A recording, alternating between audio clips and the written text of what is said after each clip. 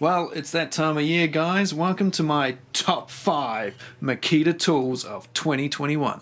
Hello everyone, this is your daily dose of Makita. It's not necessarily these ones that you can see right now. But don't worry, this isn't one of those top 5, top 10 tool review video things that you see all over YouTube that just have a computerized voice and a whole lot of images stolen from Amazon. And it's called Top 10 Chainsaws of 2021 and it's released in January. And 3 of the pictures are of a reciprocating saw, one's a drill, and 2 of them are panda bears. No, this is the real deal. I have owned all the tools in this video. I used them, I've reviewed them, and these are my opinions of my favorite 5 Makita tools of 2021. Now by 2021, some of these tools may have been released in 2020, some of them may have been released where you are in 2021, some of them may not have been released where you are as of yet. They're tools that I got that are new in 2021. So let's get this show on the road.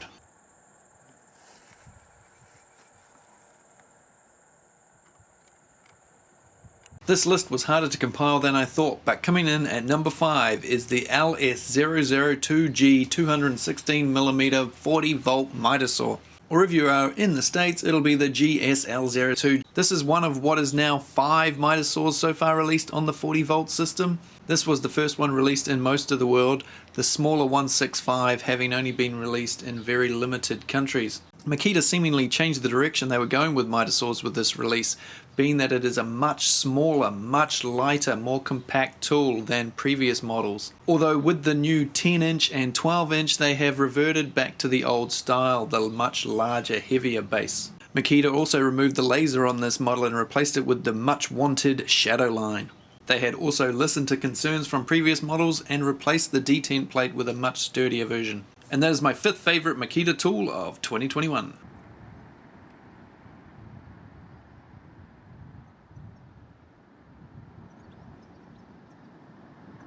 Another 40V tool coming in at number 4. This is the hammer drill or combi drill. This is the first one that was released, the HP001G or the GPH01.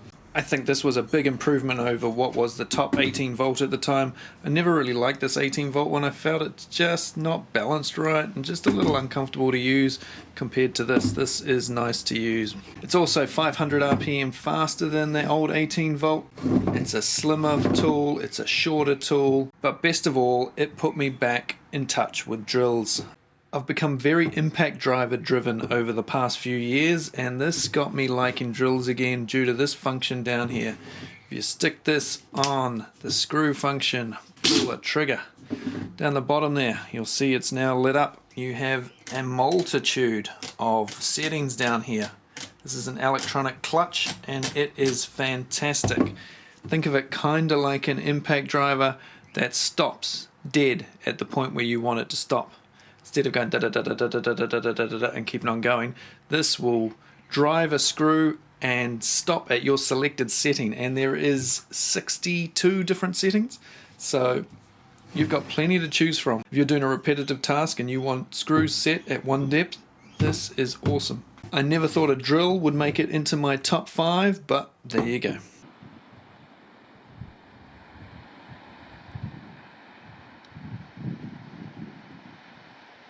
Next up, this new sander makes it into spot number 3. This is the Makita DB0380. You can also get a DB0381, which is an AWS version, which I didn't even know about when I purchased this one. This one I got from Japan. I find I can remove material quicker with this than I can do with this. This is the DB0180 random orbital 5-inch sander. So this is a 3rd sheet sander. It has better dust extraction than that other one you just saw. This front handle comes off if you want to get close to a wall or anything. Comes with a dust bag. It's 3-speed, 12,000, 8,000 and 4,000. And it's a great little sander and it has surprised me quite a bit.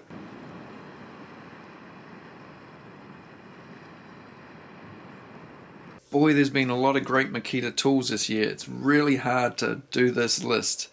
And I'd be interested to know what your list looks like, so leave it down below if you wish. Yeah, I had to omit a lot of things that I couldn't put in the video that I wanted to put in the video, but you know, trying to keep it to 5 is kind of tricky, and just because I haven't put a tool in this top 5 doesn't mean I don't like it. There's a lot of Makita tools that just didn't make it because there was something that I fancied slightly more. Anyway, so coming in at number 2, something that I'm guessing a lot of you might have thought I'd put at number 1, and that is this little saw here on the 40 volt platform, the HS005G 125mm circular saw. Now some people will be saying, why is that so great? It's small. Why do you want a small saw? You're not going to be able to cut through much with 125mm. That's only like 5 inches. What's the use of that? I want a 7, 8, 9, 10 inch saw. Yep, fair enough, and I totally understand what you're saying, but this is such a cool little saw. Look how cute it is. It's got 2 different speeds. It has a cut depth of 48mm, so in this country you can still cut framing timber with it, no problem. It's fast, it's powerful, but best of all, the front comes off. So why does the front come off, you ask? Well, by removing the front, it allows you to flush cut hard up against a wall. Hard up against a wall, how can you do that when this is in the way? Well, because it also reverse bevels. Look at the way that base is beveled. Putting the base in this orientation pushes your blade out that way, meaning you can get it flush cut and run it along these parts of this base up against a skirting board, around the base of floors, in the corner of a wall. Very, very cool feature.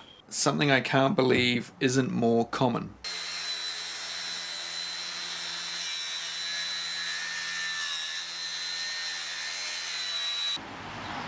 So that cut, as you can see, has left us a very nice finish. These tools are very common in Japan.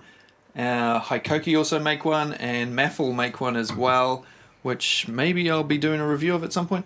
So it's a very cool little tool, and it does a task that's extraordinarily difficult to do if you don't have something like this. Talk to all the guys that have tried cutting out floors with jigsaws and multi-tools and shit like that, reciprocating saws, and they leave a shit finish and it takes forever. This thing makes the job a breeze. Get yourself one of these, you'll thank yourself for it.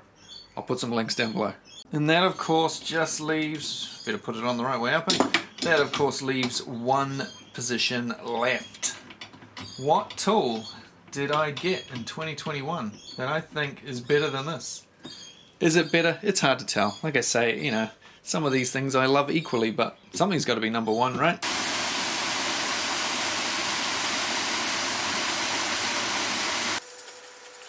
Well, here it is, boys and girls. This is what I chose as number 1. It's an LXT 18 volt tool. It is the DBS 180 belt sander or power file. Call it what you will.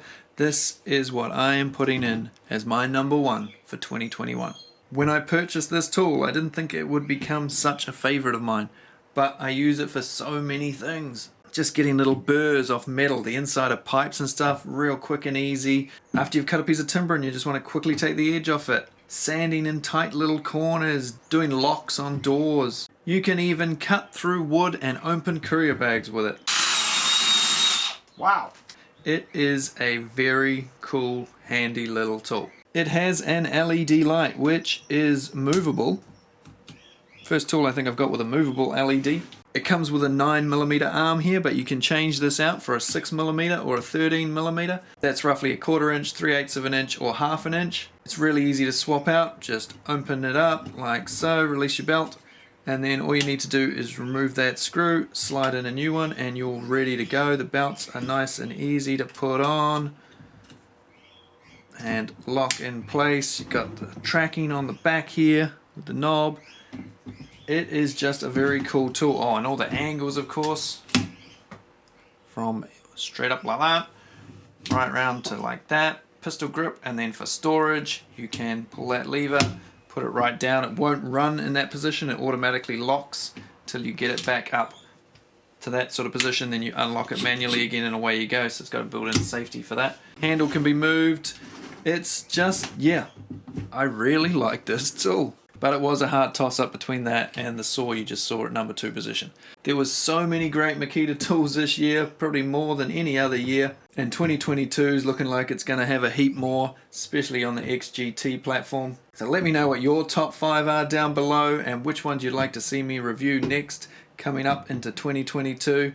So thanks for watching for another year, or if you're new, thanks for watching for your first year, and I will see you guys on another video in the new year, or maybe before the new year. I'm not sure exactly when this video is going to go out, But thanks for all the watching you've done and all the commenting you've done and all the fun we've all had talking about these tools and reviewing them. And yeah, cheers again, guys. Have a good one. And yeah, stay safe is what you meant to say now, isn't it? So yeah, cool. Cheers, guys.